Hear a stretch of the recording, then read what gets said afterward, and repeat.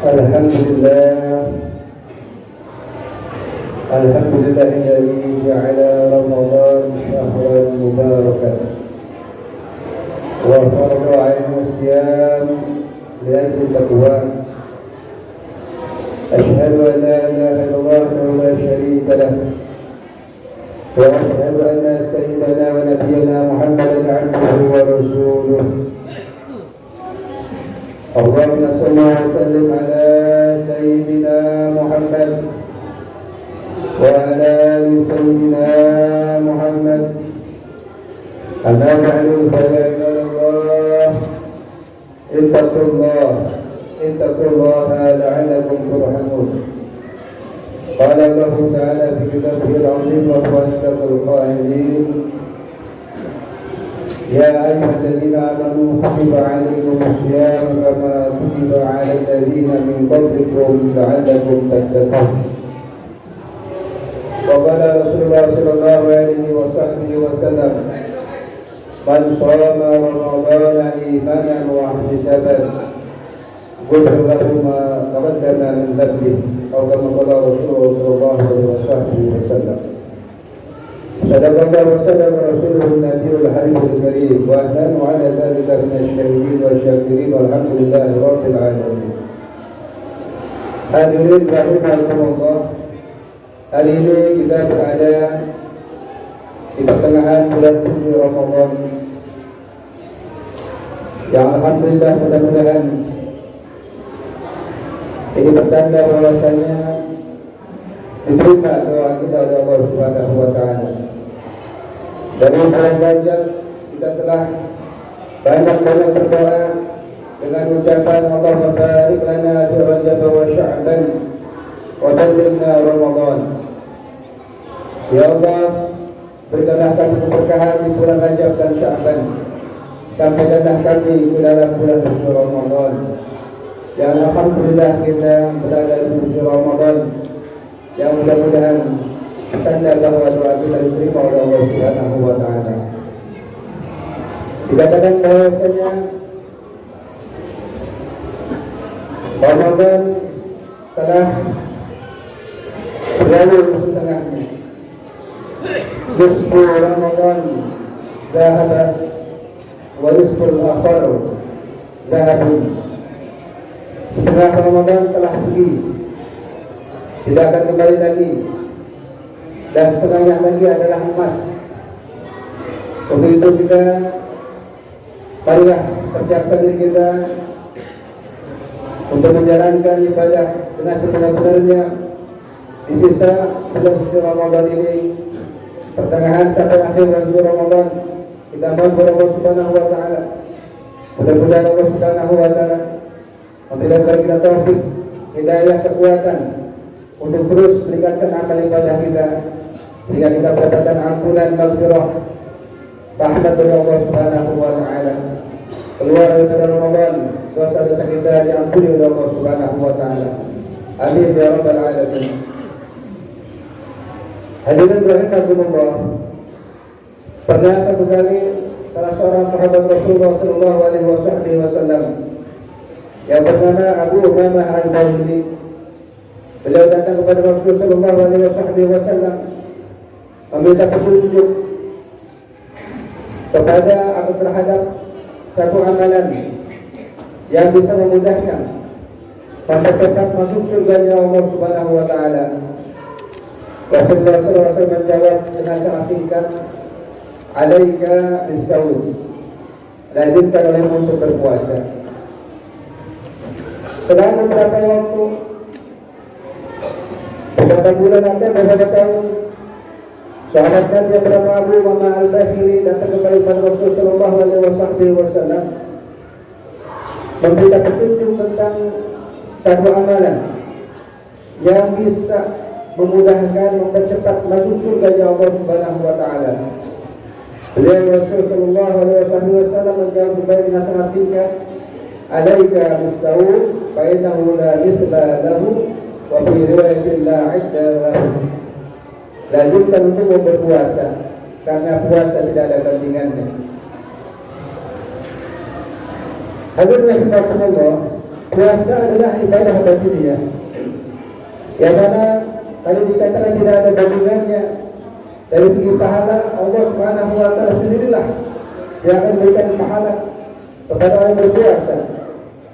Dalam hadis Rasulullah SAW, hadis qudsi, Rasulullah SAW bersabda, "Kullu hasanatin bi asyri amsalha ila sab'ati mi'ati ni'min illa as-sawm fa innahu li wa ana jazihi."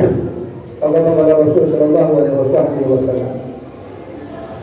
Setiap amal ibadah Allah berkata gandakan 10, bahkan menjadi 700 kali lipat ganda, melainkan puasa. Puasa adalah untukku dan akulah yang akan berikan pahala puasa tersebut.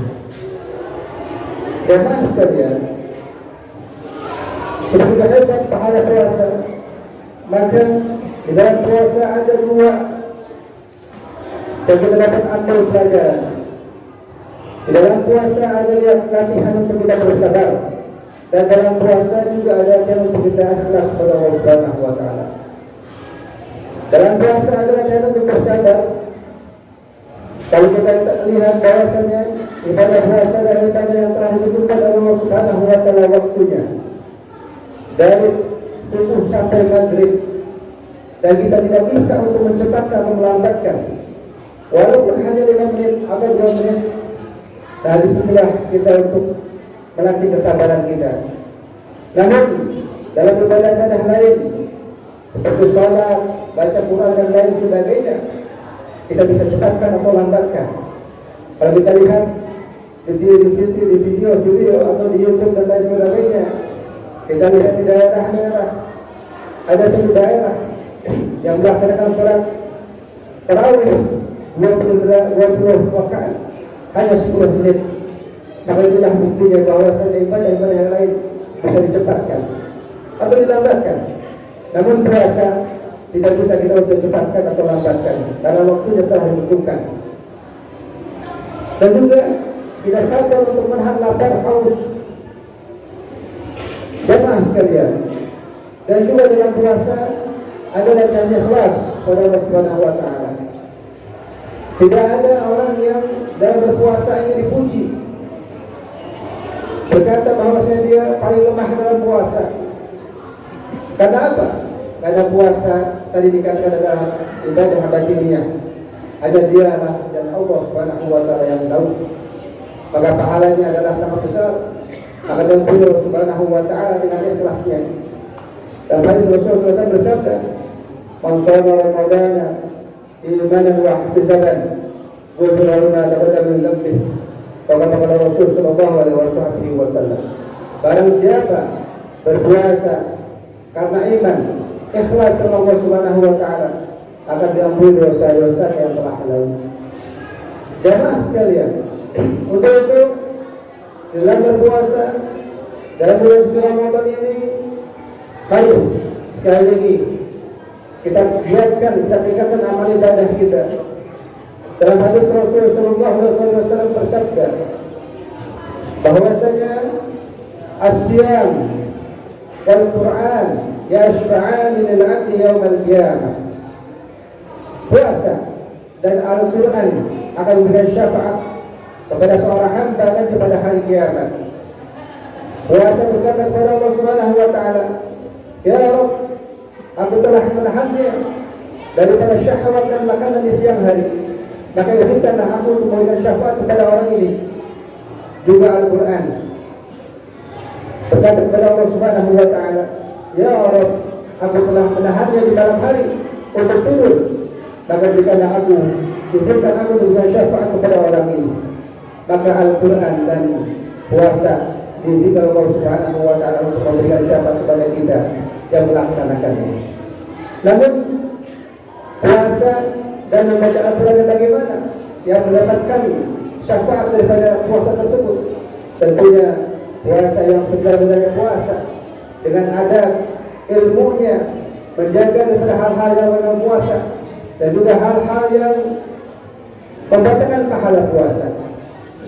Kalau kita lihat ketika puasa, membicarakan aib orang lain, memfitnah, adu domba dan lain sebagainya, karena hal itu adalah bisa mendapatkan pahala puasa. Dikisahkan di zaman Rasulullah SAW ada dua orang perempuan sedang berpuasa.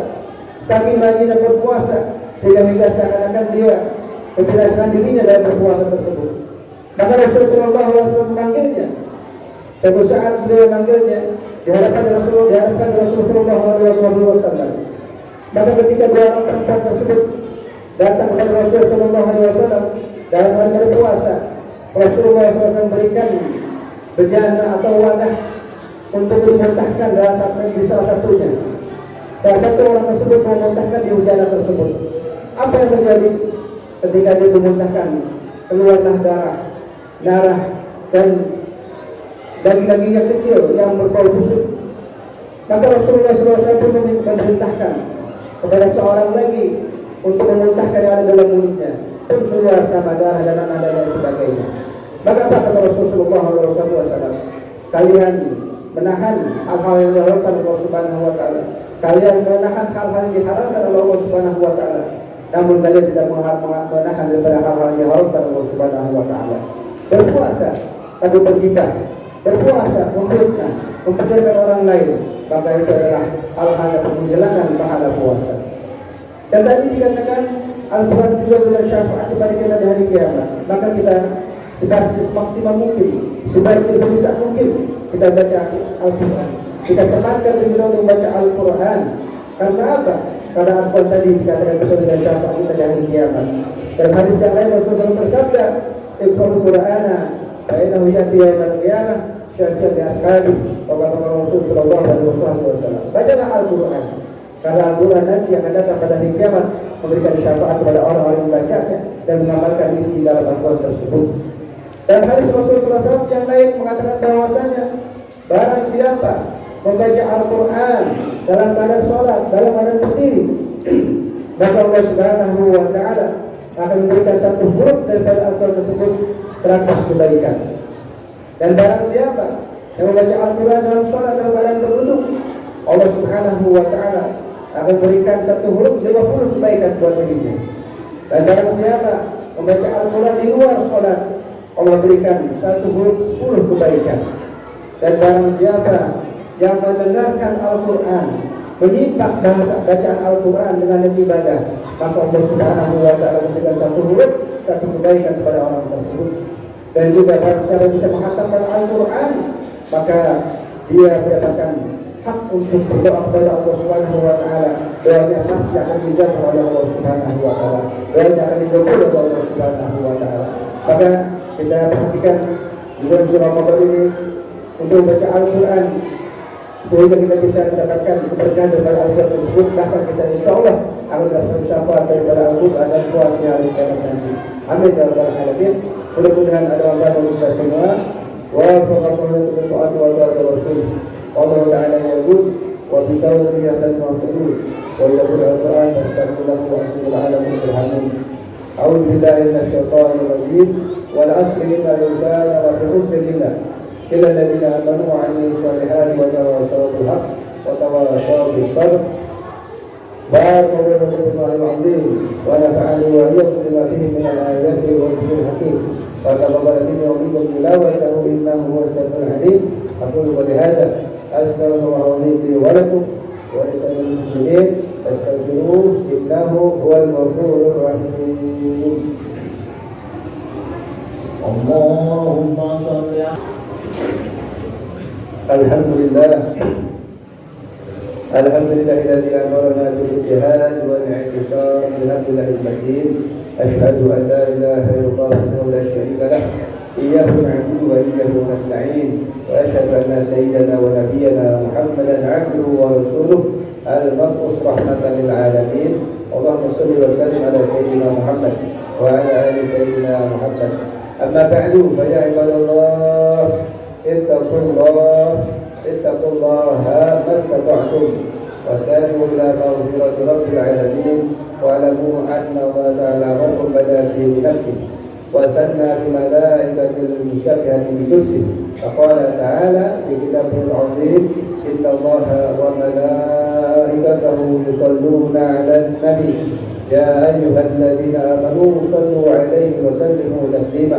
اللهم صل وسلم على سيد المرسلين وعلى آله وأصحابه وأزواجه وذريته أجمعين، وأربع من أربعة الله الراشدين ساداتنا أبي بكر وعمر وعثمان وعلي، وعلى بقية الصحابة أجمعين وتابعي التابعين ومن تبعهم بإحسان إلى يوم الدين، وعلينا معه في رحمتك يا أرحم الراحمين.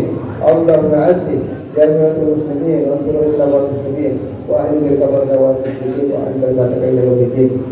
اللهم اغفر للمسلمين والمسلمات والمؤمنين والمؤمنات الأحياء منهم والأموات إنك أسكنته قريب من الدعوات ويقول الحاجات. ربنا افتح بيننا وبين بالحق وأنت خير الفاتحين. ربنا آتنا في الدنيا حسنة وفي الآخرة حسنة وقنا عذاب النار. عباد الله ولذكر الله